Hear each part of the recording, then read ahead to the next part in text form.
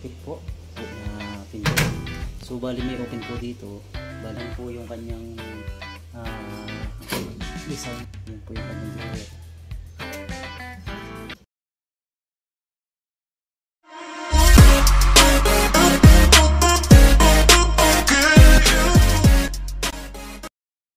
So ayan, magandang hapon po mga katisoy. So ayan, at magandang araw din po sa ating mga viewers po at sa mga nanonood po ng aking videos. Sa mga nag-subscribe po mga katisoy, maraming salamat po. At sa mga nag-follow po sa aking page, ayan, maraming salamat po. So ayan mga katisoy, at update po tayo dito sa aking ginagawa na hanger cabinet po. Bali po, malapit na po nating matapos, or ano naman po siya mga katisoy, finish na po. At kumbaga po yung sa slide na lang po yung ating ginagawa, yung takip po ng slide po ng ating hanger cabinet po. So bali ito po mga katisoy yung ating na tapos na ano po, bukas po pangkabit na po ito mga katisoy yung ating hanger cabinet. So ito na po mga katisoy yung ating napinis na cabinet yan. So ang height po nito ay 4 feet po yan.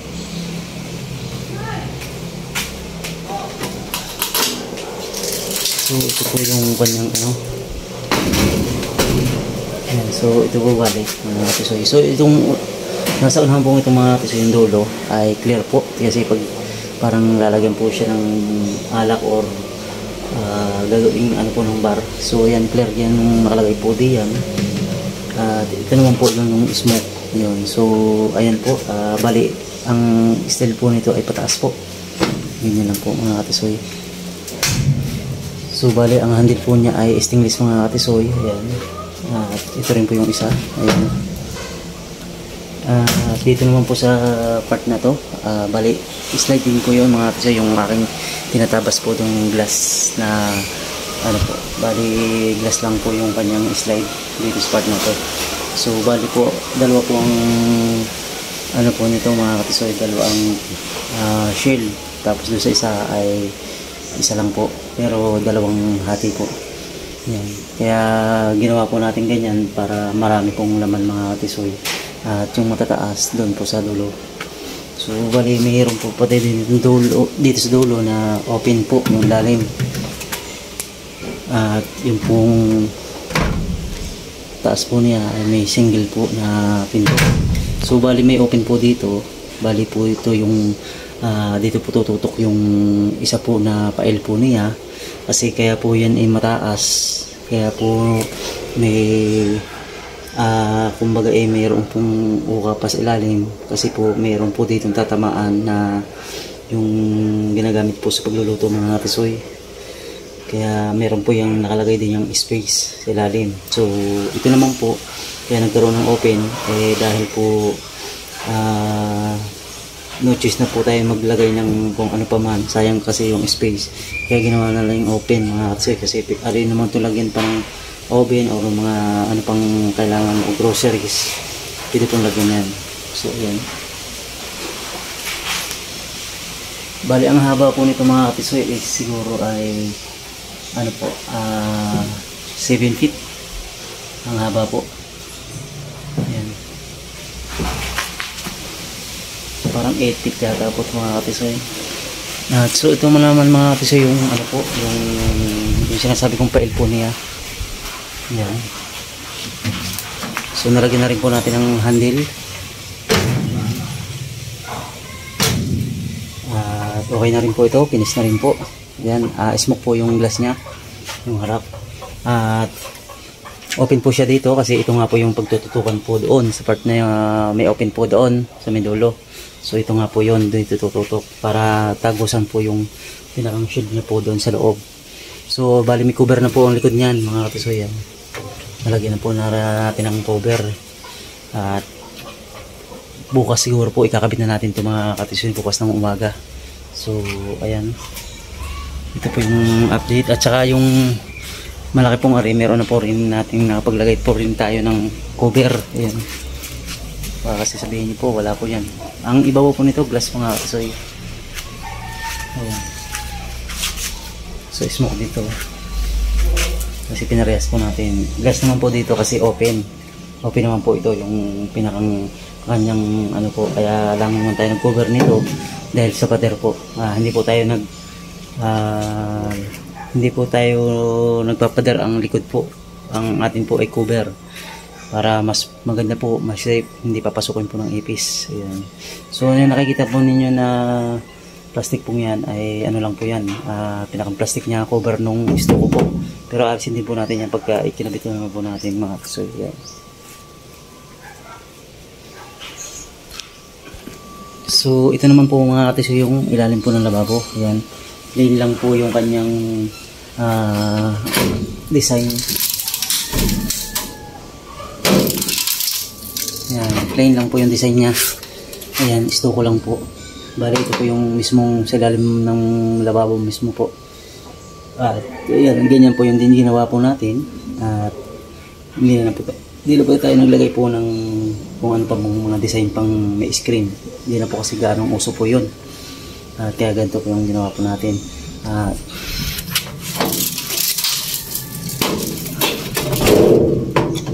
Ito naman po bali mga katiso yung kanyang pail naman na isa. Ito po yung may drawer. Ayan, glass po yung kanyang pinto. Ayan, yan po mga katiso. Yan po yung kanyang drawer. Po. Dalawa lang po yung kanyang drawer kasi medyo alanganin na po kasi dito mga katiso maglagay ng dalawa pa ulit kasi medyo maliit po yung ating drawer. At ganyan lang po yung ating pinabili sa kanila, yung may kaubang po ng platito at pinggan at baso sa lalim. So ganito lang po to. Yan. At bali naman po dito sa isa, ano lang po siya mga tisoy, open lang po siya pero mayroon po siyang ginawa tayong shield lang. Yan, ito po yung shield. Yan. So ito po yung shield natin, ginawa na rin po natin para naman sa mga kaldero. At dito po siya mga katisoy sa likod ng part na to. At may cover din po siya mga katisoy, hindi natin pwedeng hindi lalagyan ng cover para hiwalay po yung baso niya, yung mga pinggan niya po sa mga kaldero. Kaya mayroon po siyang division. Ito naman po yung nakatutok sa pader ng likod. Kaya ano na po yan, sakto na lang po, sakto yan mga katisoy. So ayan po siya. Ganyan lang po yung ating yari po mga katisoy. At hindi na natin po siya kinulong kasi masyado pong maraming kakainin pong materyales. Mapapamahal pa po yung may-ari po, kaya hindi naman po may-ari, di gusto po medyo nakakamura po ng kaunti. Kaya ito lang naman po yung ating yari. Ito naman po kulong na rin naman po mga katisoy pagka naisagad na po natin doon sa kanyang pader. Ito po, kulong na rin po ito mga katisoy. At saka nakatiles naman ito mga katisoy. So ito po yung ating update. Yan.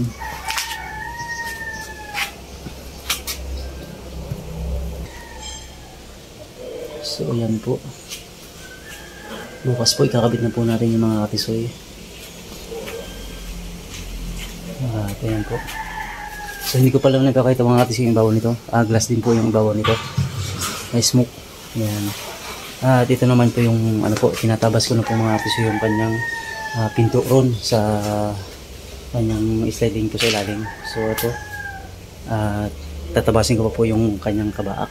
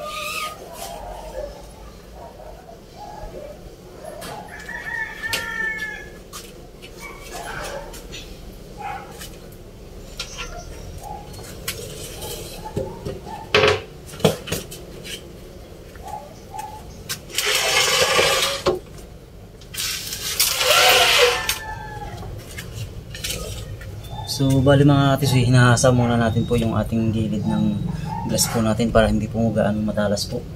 Ito po yung panghasa natin, parang liha po siya na original po.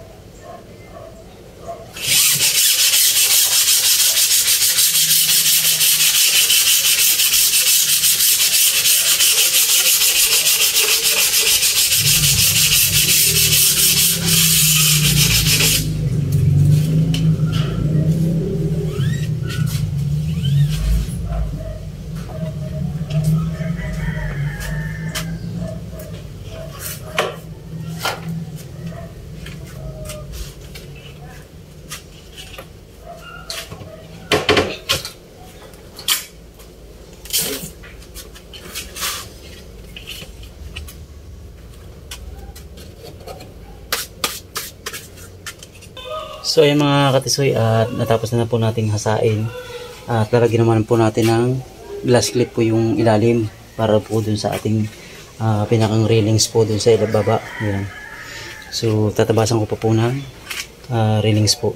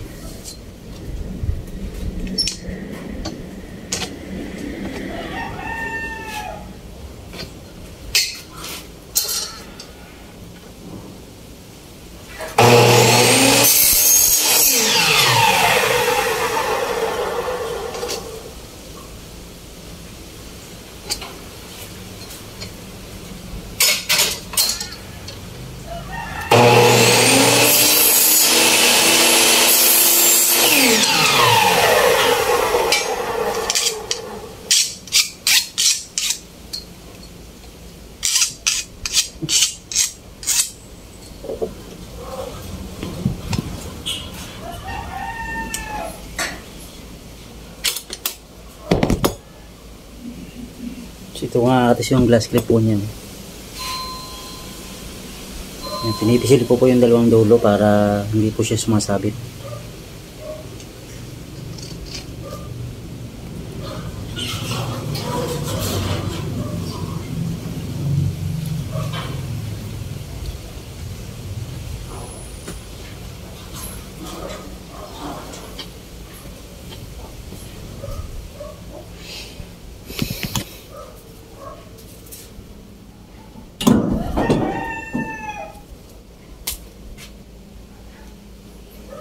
So, bali, kasi gagawin ko naman po siya ng pinakang, gagawin ko naman po siya ng pinakang handle po niya. Ayan, ito po yung 1/8 na mirror po. Ito na lang po siguro yung ating gagawing handle po para doon sa kanya, dito po sa kanyang, glass. Kasi hindi po naman pwede ito lagi ng handle na, at saka wala rin naman po akong machine na pang baon po doon sa kanyang glass.